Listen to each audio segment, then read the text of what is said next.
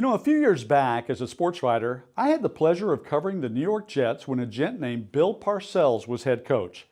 The occasion allowed me to have a front row seat to the collision of a cantankerous, brilliant dictator having to put up with tabloid, strong-willed journalists who had the audacity to question many of his moves. Before there was Donald Trump, there was another powerful sort claiming to see fake news in every headline. During one exasperating moment, Parcells fired back at probing journalists who questioned why a particular player was getting away with some infraction or another, while others were not.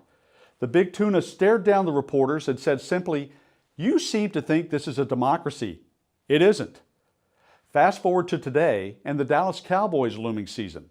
Were this a democracy of decency and fair-handedness, there's no way numbskulls like Randy Gregory or David Irving would be operating on third, fourth, or fifth chances to get into games during the weeks to come. But despite more failed drug tests than quarterback pressures or sacks in recent seasons, Cowboys fans eyed their comebacks with fingers crossed. These aren't necessarily good guys by society's standards, and a shiny star on the helmet doesn't necessarily mean a shiny disposition. But man, they can rush the quarterback. And Lord knows Dallas needs it. As Jerry Seinfeld so perfectly put it a while back, as sports fans, we worship the laundry. That's especially true when that laundry is filled by 290 pounds of menace and power. Irving had 7 sacks in the 8 games he qualified for last year. Gregory, who's played only 2 of the past 32 regular season games, is considered a heck of a talent. That's enough for Jerry Jones, the wildcatter who owns the Cowboys.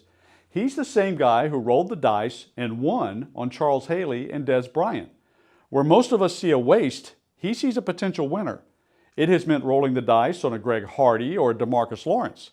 And simply put, the first time that Randy Gregory saws Cam Newton in half with a bull rush, we may all be worshiping that laundry because the Cowboys are desperate. And, as Bill Parcells and Jerry Jones would tell us, deal with it. You're watching Sports Tonight, San Antonio's only nightly 30-minute sportscast with exclusive sports coverage you won't find anywhere else.